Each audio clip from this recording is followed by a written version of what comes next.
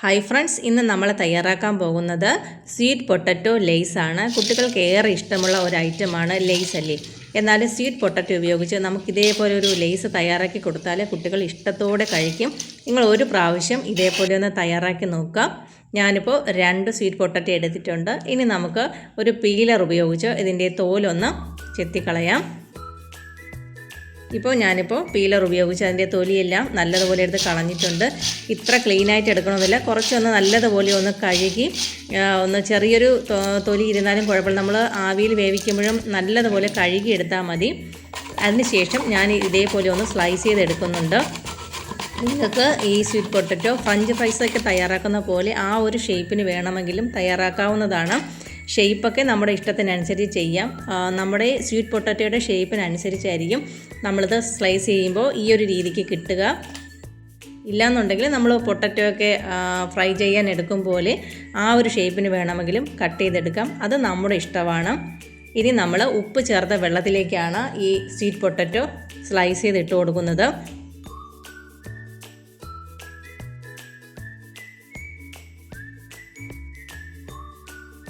Sweet potato നമ്മൾ 10 minute നേരം ഈ ഉപ്പ് വെള്ളത്തിലൊന്ന് ഡിപ്പ് ചെയ്ത് വയ്ച്ചതിന് ശേഷമാണ് 1-2 വെള്ളത്തിൽ, നമുക്കറിയാം ഈ സ്വീറ്റ് പൊട്ടറ്റോയ്ക്ക് ചെറിയൊരു കറയുണ്ട്, അപ്പം നമ്മൾ 1-2 വെള്ളത്തിൽ 10 മിനിറ്റ് ഇട്ട് വച്ചതിന് ശേഷം നല്ലതുപോലെ ഒന്ന് കഴുകിയെടുക്കാം.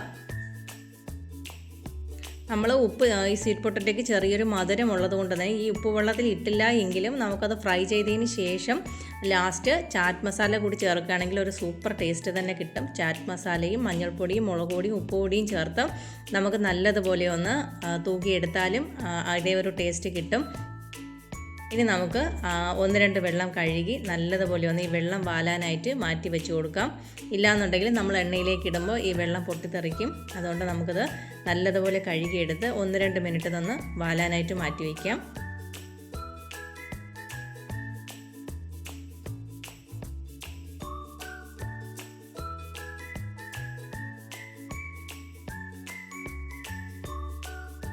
ഇനി നമ്മുടെ വീട്ടിൽ കോൺഫ്ലവർ, അരിപ്പൊടി അങ്ങനെ ഒന്നുമില്ല, നമുക്ക് ഈ സ്വീറ്റ് പൊട്ടറ്റോ മാത്രം ഫ്രൈ ചെയ്ത് കഴിക്കണമെങ്കിൽ അങ്ങനെയും ചെയ്യാം. ഞാനിപ്പോൾ സിമ്പിളായിട്ട് നമ്മുടെ കോൺഫ്ലവറൊന്നും ഇല്ലാതെയാണ് ഫ്രൈ ചെയ്ത് കാണിക്കുന്നത്. നിങ്ങൾക്ക് ഇതേപോലെ ഈ വെള്ളം മാറിയതിന് ശേഷം മുളക് പൊടി 1 ടേബിൾ സ്പൂൺ, നമ്മുടെ എരിക്കനുസരിച്ചിടാം, ഒരുപാട് സ്പൈസി ആകണ്ട.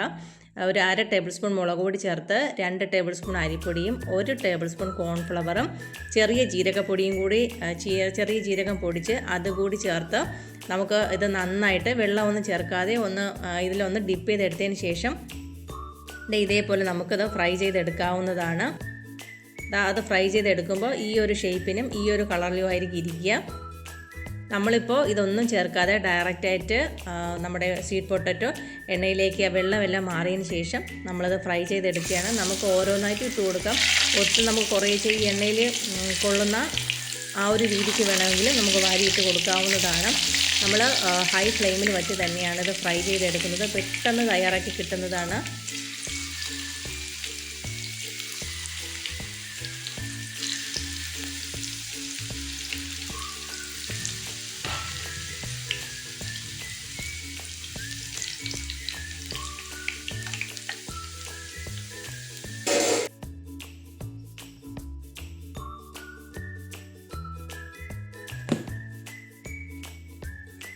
ഇപ്പം നമ്മൾ ഫ്രൈ ചെയ്തെടുത്തിട്ടുണ്ട്. ഇനി നമുക്ക് ഒരുമിച്ച് കുറേശ്ശെ അങ്ങ് വാരിയിട്ട് കൊടുക്കാം. ഇങ്ങനെ ചെയ്ത് കഴിക്കാൻ നമ്മൾ ഉപ്പും മുളക് പൊടിയൊന്നും ചേർക്കാതെ കഴിക്കാൻ തന്നെ സൂപ്പറാണ്. അപ്പോൾ ഇതെല്ലാം ചേർത്ത് നിങ്ങളൊന്ന് ഇതേപോലെ ഒന്ന് തയ്യാറാക്കി നോക്കുക. ഞാനിനി ഇതിൻ്റെ സൗണ്ട് കേൾക്കാം. കണ്ടോ? ഇനി നമുക്കിതിലേക്ക് കുറച്ച് ഉപ്പ് പൊടി ഒന്ന് തൂക്കി കൊടുക്കാം. നമ്മൾ ഒന്ന് ഫ്രൈ ചെയ്തതിന് ശേഷം ഒന്നെടുത്ത് കഴിച്ച് നോക്കുക. അതിന് ശേഷം ഉപ്പ് പൊടി ചേർത്ത് കൊടുക്കുക. അതിന് ശേഷം ഒരല്പം മഞ്ഞൾപ്പൊടിയും മുളക് പൊടിയും ചേർത്ത് കൊടുക്കുക. ഒരുപാട് എരിവായിപ്പോയാൽ കുട്ടികൾക്ക് കഴിക്കാനൊരു ബുദ്ധിമുട്ടായിരിക്കും. അതിന് ശേഷം നമുക്ക് ഫ്രൈ ചെയ്തത് ഇതിൻ്റെ മുകളിലേക്കിട്ട് നല്ലതുപോലെ ഇതൊന്ന് തട്ടിക്കൊടുക്കാം.